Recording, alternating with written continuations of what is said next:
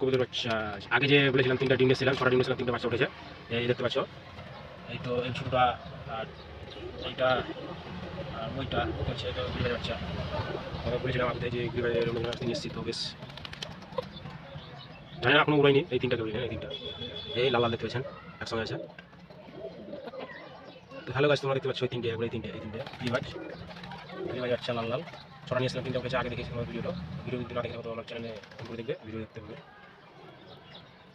চাল খাওয়াছি, হ্যাঁ।